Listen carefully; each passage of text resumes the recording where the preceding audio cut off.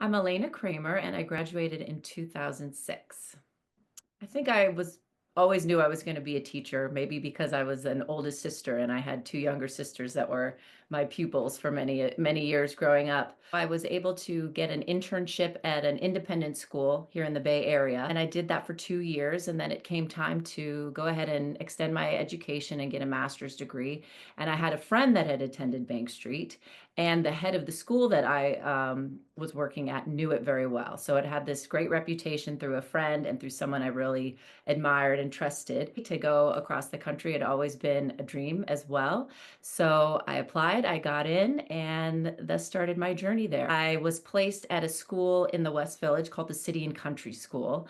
And Carolyn Pratt, the founder there, and Lucy Sprague Mitchell, John Dewey, were all contemporaries. So I was just really saturated in the progressive constructivist way and really just fell in love with it. Then I worked in preschools for a bit, all the while really trying to integrate the idea of do, make, learn. Bank Street taught me that if you use the social studies as the curriculum, you could really find a way for every child to find that entry point, to find that thing that excited them. And so that's what made things come alive for me. And when I was able to match it, and most of the time it worked because there was such a diversity of opportunity for kids through thinking about all the projects. We got to learn about fractions, but why don't we learn about fractions and thinking about making a meal for a holiday and how we're going to split up a pie for all the friends and family.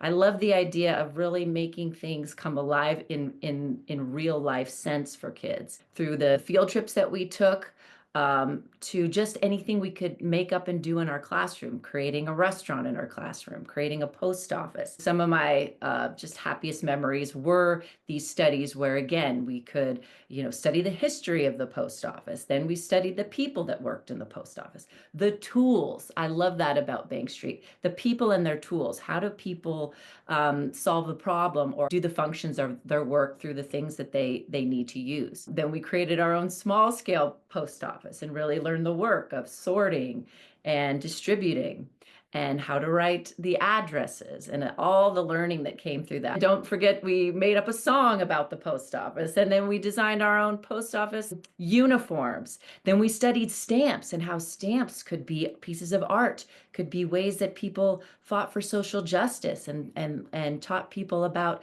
things that were going on in the world. The science, the math, the language arts, it just seemed to me like this is exactly what learning should be about. So that was a lot of my classroom work. Then for 4 years, I worked over at a children's hospital and learned all about child life. So I was an educator there producing closed circuit television shows for the hospitalized kids. I was able to start a program where the really long-term patients could come and design their own trivia shows. So we could think about, what are some of the topics they would be learning about and missing that classroom time with.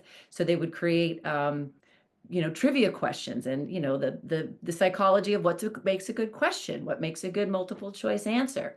Then they could design the flyers using that art piece. Then they worked and did the tech. So that was a really great way that, again, we call this sort of psychosocial intervention that we were implementing at the hospital. And it was actually picked up and we presented that work at the New York School of Medicine. With that said, I've taken a little bit of a break from the classroom. My work at the Children's Hospital at the television station really ignited the edutainment piece, as I call inside of me. I love doing the plays and the performance of understanding that I did with the kids, the assemblies. So now I'm working on, for the younger set, more preschool, shorter programming using puppets and songs, really trying to bring the themes of community and diversity and also mindfulness and self-regulation. I think that's one thing I've really seen, the stress that kids are under. We had COVID, we have social media, we have different parenting styles. And so I'm really shifted to wanting to focus on the younger emotional selves of children. I've been working on my own YouTube channel and being able to perform at different schools. And I also have a little residency at a a theme park here in Oakland that I perform every few weeks there as well. So that's what I'm working on now. This is part of why I reached out for California contingent, because I did feel like the Bank Street model and way was really saturated in so many of the schools back east. And when I came here, I was really hoping to find that, childhood is finite. It's a very, very special time.